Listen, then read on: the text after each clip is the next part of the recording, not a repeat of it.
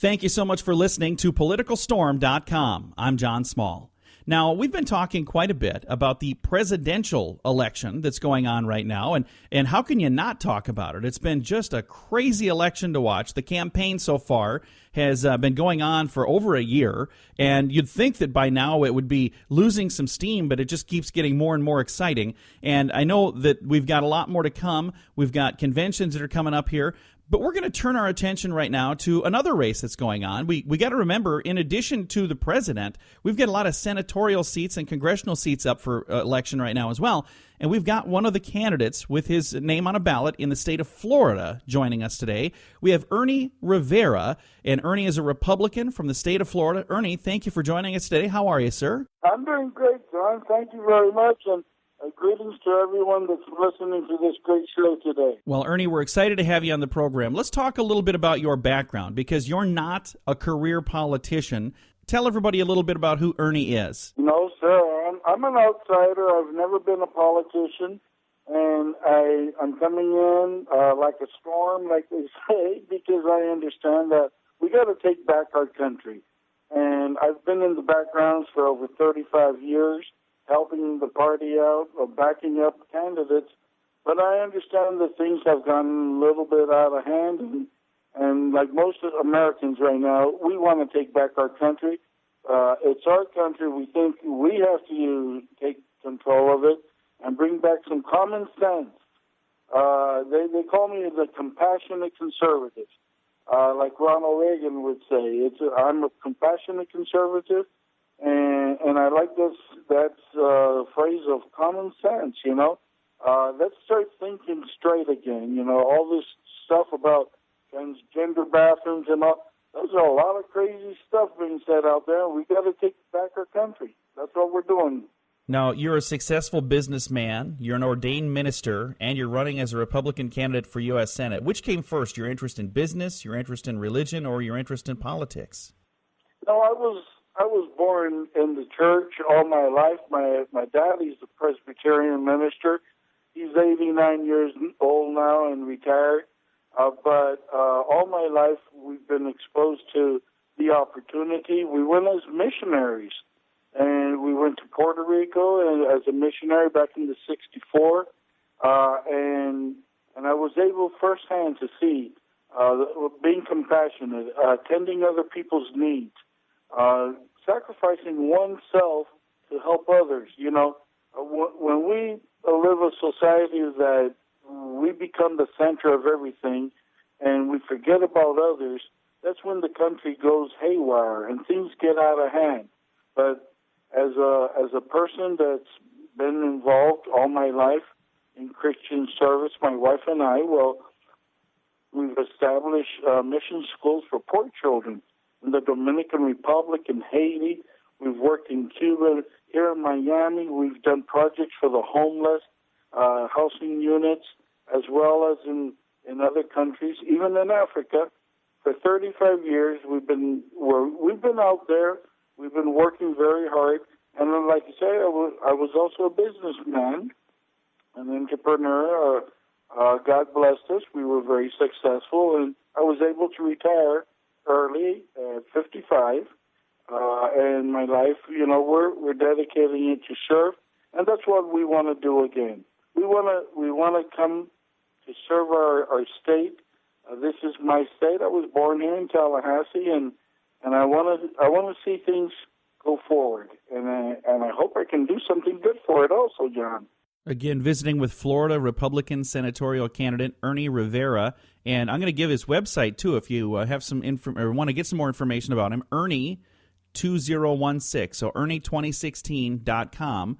Now, what sets you apart from the other candidates on the ballot in the senatorial race there in Florida? Florida is a pretty important state for us. So, what sets you apart, and why is it that people should be voting for you? Actually, most of us have the same agenda. We all want to protect our country, the borders. We want to set standards.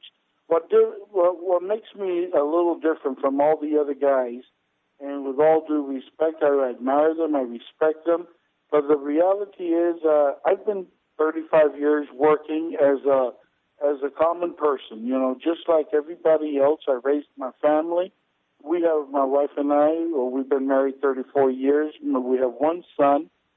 He's a federal agent in Homeland Security and anti-terrorism in Dallas, of all places, right? Dallas is a really hot issue right now. Yeah. And I'm a grandfather also of a 4.5-year-old little redhead kid there that's dynamite, wonderful. All grandparents will understand me. Now, the difference, John, is I've been serving. You know, I'm a certified finance manager in the federal government. I have my license, as well as an educator, graduate of NYU. I've been in the lines of service for 35 years. Some of the candidates haven't lived 35 years. I've been serving. I've been there. I've done it. I know what has to be done. In my businesses over 35 years, my wife and I, we created over 8,500 jobs. And most of these jobs for young people and single moms, programs for summer and as well as the whole year. I understand what it takes. You know, we're visionaries. We have a vision. We have a program that we can work with. It worries me. And I'm going to be very frank and sincere here on your program. Why would a guy like Marco Rubio that says that he hates his job in the Senate, he dislikes it so much, he doesn't want to go back, he even said it on the second debate in front of, 40 million people, that he would never go back, that he didn't like his job. It was a bad experience for him. And now, all of a sudden, he comes back into the race, 2 weeks ago, because monetary reasons or whatever reasons it is. But you got to have a heart. Whatever you do, whatever you do in life, you got to have a heart and desire to do it. My heart right now, I don't need the job, honest to truth. I don't need the salary. I thank God. God provided for us. I got my retirement. But one thing I do want to do, I want to serve. I want to make sure that my grandson will receive a country that's better off than 6 years ago. Things aren't going right. I can't believe there will be people voting for someone that's missed 100 times to his job. Basically, if I had an employee that missed 10 days to a job, they would have to be finding another one. Our senator has been out, according to Jeb Bush and to the other leaders, they say over 100 times to voting, and this worries me. I believe I'm an alternative. There's three of us basically running, and I respect Mr. Baruch also. We're in forums together. We're in debates in different places. Marco never wants to show up. He's never been in any of our meetings. But I'm here. I want to do something. I am from the state, and I enjoy the opportunity to be able to speak Spanish as well as English. I'm able to share across the border. So therefore, I understand there's a lot of issues that have to be addressed, and I think I can do it. Honest to truth, John, I think I can. Again, visiting with Florida Republican senatorial candidate Ernie Rivera. Now, you just mentioned speaking Spanish. You do have strong ties to the Hispanic community, especially Puerto Rico. Tell us about your activities there and other Spanish-speaking nations as well, Ernie. Exactly. I was born in Tallahassee. My father was the director of a hospital there back in the 50s. And my dad's from Rincon, Puerto Rico, where the World Surfing Championships are. My mom's from Bayamon, Puerto Rico, and I enjoy that rich Spanish heritage. And, as everyone knows, all Puerto Ricans by birth are U.S. citizens. My parents are U.S. citizens since their birth in 1927, imagine. And I was born here in Tallahassee. I was able to share in Puerto Rico the great experiences with my undergraduate work in the university, from the University of Puerto Rico in psychoneurophysiology. I bet you can't say that again. That's a tongue twister. Psychoneurophysiology. Clinical psychology. That's all it is. And I was able to serve And from there, I had the opportunity to have a mission trip. I'm a Presbyterian pastor. I've been ordained for many years. And was able to go to Haiti. Was able to help in the Dominican Republic, Cuba, Nicaragua, Honduras. And as I went into all these countries, I saw the poverty. I saw the need.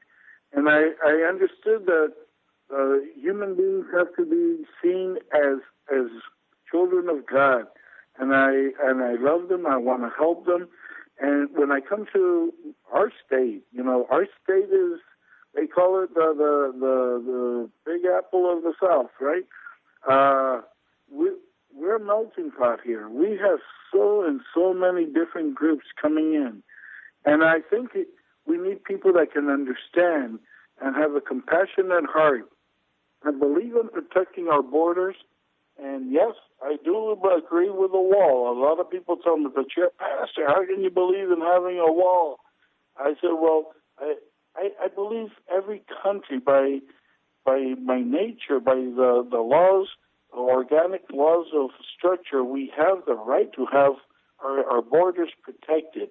We should be able to vet and know who comes into our country and be able to choose the best and the brightest to be able to enrich our nation and grow.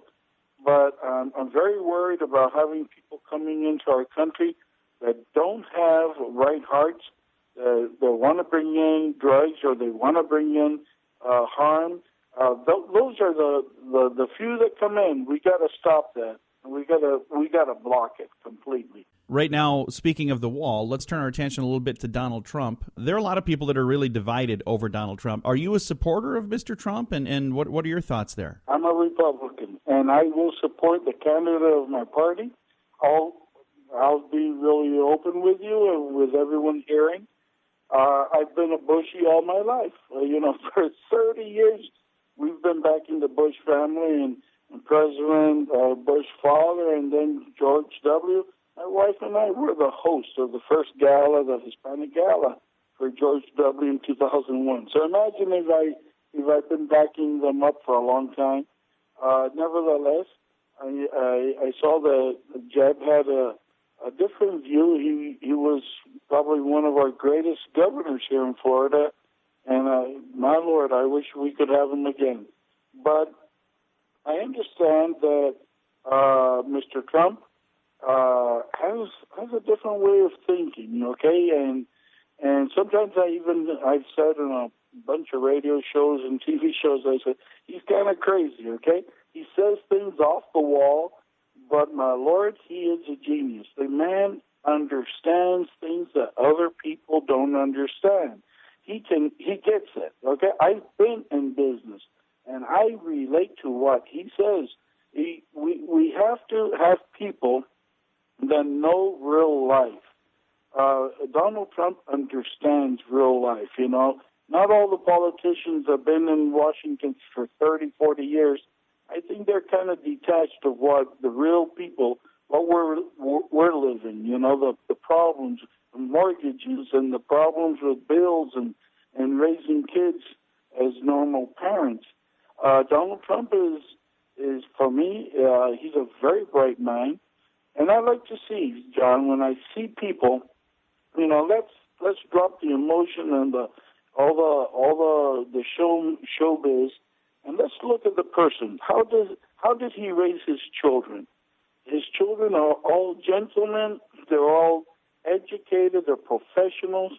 I look at those little signals that we can signs when they get together.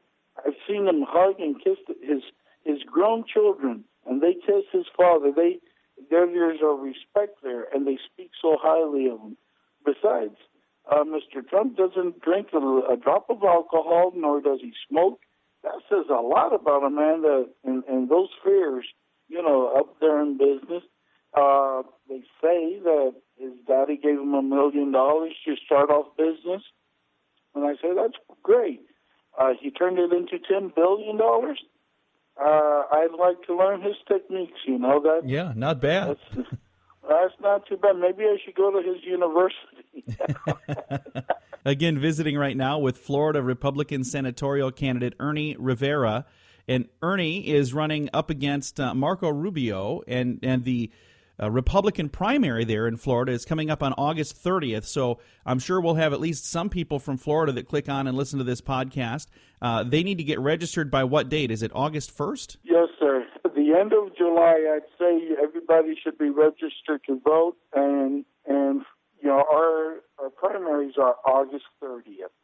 And the problem, John, is that people don't go out to vote, honest to truth. They just think that things are going to fall in place by attrition or something. It's not like that. Every single vote counts. You know, if people would understand how important it is. Like right now, we're complaining. You know, they call it the P law. You know, about going to the bathrooms and men, you know, 45-year-old men going and zipping their pants in front of little girls in girls' bathrooms. Yeah. Bro, I wasn't brought up that way, you know. That's not. My daddy would have slapped me silly if I would have ever even thought about that. And nowadays, people are debating that. No, you don't debate things like that. You just, common sense says there's decency, and there has to be decency. There has to be limits on. We gotta have our absolutes. We got to have our morals and our values. If not, we're turning into an anarchy. And what's an anarchy? An anarchy is chaos. It's destruction. It's confusion. And I think a lot of people out there are saying, Ernie, you know, there's a lot of confusion going on in our country. When people are starting to shoot our police officers, people that are serving us, people that are putting their life on the line every day, our dads and moms, their parents, their children, and they go out, you know, on a limb. They don't earn great salaries because they could go into business and make more money, but they decide to do it. Like my son, he's serving our country to protect us from terrorism, and you're going to tell me there's people that are interested and are defending this. It hurts me when I heard Hillary Clinton, when that lady starts saying things about, hey, you know, it's partially white people's fault for this. No, ma'am, you're mentally ill. If you say that, you're mentally ill. You're sick, and you should go to see a shrink. Because, no, it's not about white people or black people. It's not Democrats or Republicans. Right now, John, the number one health issue in our nation, it's not heart disease, it's not cancer, it's not diabetes. The number one health issue in our country is mental health. Yeah. We have to help these people. We have to attend to this, not blame white people, not blame black people, anybody that goes against one of our police officers, one of our security people. Those people have to be taken care of. There's a lot of people in prisons that should be in mental hospitals. And that's why I want to do a prison reform. I have a program for prison reform that I think it's going to be very important. There's a lot of things that have to be fixed up. Really, we got to take back our country. We got to come back to common sense. Ronald Reagan said it. I've been backing this up for many years, and I think we have to. I agree completely. Again, our guest right now, Florida Republican senatorial candidate Ernie Rivera. And Ernie, speaking of the chaos in the streets that's been going on, and we talked a little bit about Dallas, and thank you to your son for serving our country. I think that's important. I have several relatives that are in law enforcement. And when you think about it, you know, we've got people who serve overseas in the military, and quite often people will stop them in an airport and say, thank you for your service. I'm encouraging people to do that same thing to the men and women in uniform right here that are serving in our country. Be sure to stop them and say thank you for your service as well, because I'll tell you, sir. I think you're right. They don't get the recognition they deserve. 100% right. Now, let's talk a little bit about leadership, because I truly think that what's happening in our country right now would not be happening if we had a leader that would lead, because there's a group of people right now that are very upset with the police, and I was watching a video of an ambulance trying to get through the city streets, and there was a group of people blocking the ambulance. Now, in that ambulance could have been one of the people that's on their side. You know, you get out of the way and you let an ambulance through. You just do that. That's the law. You have to do that. But without laws, without people enforcing those laws, it would be a completely different world that we live in. And I think it's really important that we have people in positions of power that have some leadership that can speak to these people and get through to them and say, hey, this is not the way for you to get your way. This is not the way that you want to be remembered. What would you say to this large group of people in a leadership role, people that are causing violence against the police and people that are doing what they're doing? What would you say to those people blocking the interstates and stepping in front of vehicles to get them to stop? What would you say to those people? Well, there you're pressing some buttons, because I'm a compassionate conservative, but I'm very high-strung about people disobeying the law and hurting others.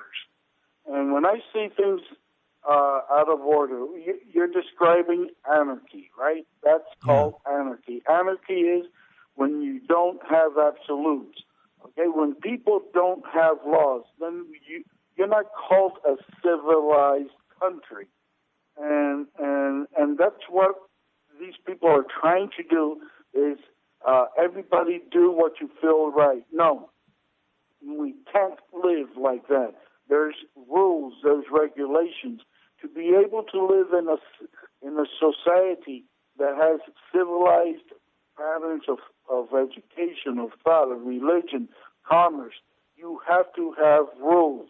Those people that cannot live with our rules should go back to their countries. If they don't like our rules, they should go look for someplace else. We are a country established with a constitution. That constitution is our book of rules. And these individuals, okay, and I'm going to mention that right out front. This group called the Black Lives Matter, I believe they are crossing already into the criminal stage. They should be arrested and placed in jail. Those that are going against our established. Look, you don't like the way we have it? Well, elect people that have your values then. You want to have chaos? Well, elect, Hillary Clinton. She's a lady that will want to take our country down another path. So if you like that, well, fantastic. You want to become a socialist country. I've been to Cuba doing mission trips, helping the poor down there. I have seen what a socialist and communist country is firsthand. I've been in their homes.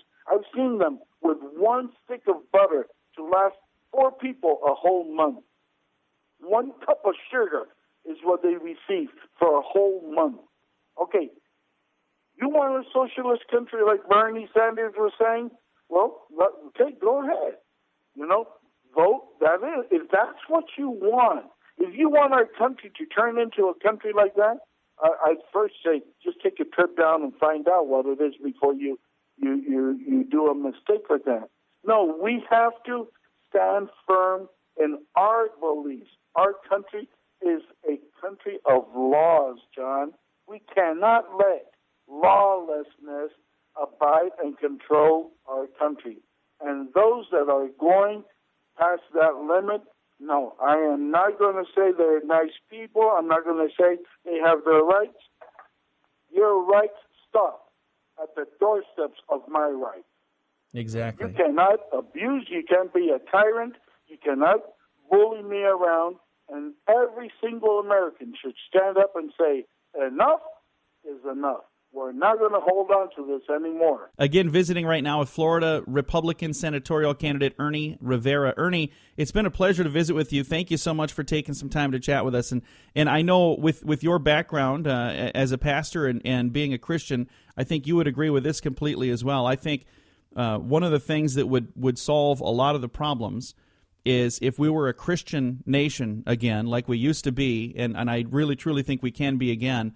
Think about what Jesus said when he was here. He said, love one another. If you love one another, you don't do a lot of the things that are happening in this country right now. You just don't do that.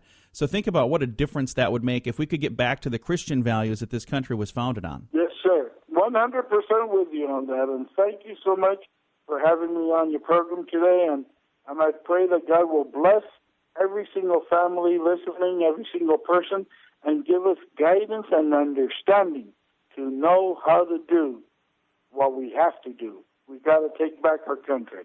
God bless you. And you as well. Ernie Rivera right there. Again, if you'd like to know more about Ernie and his campaign, the website is Ernie2016.com. That's ERNIE 2016.com. Thank you so much for listening to PoliticalStorm.com. I'm John Small.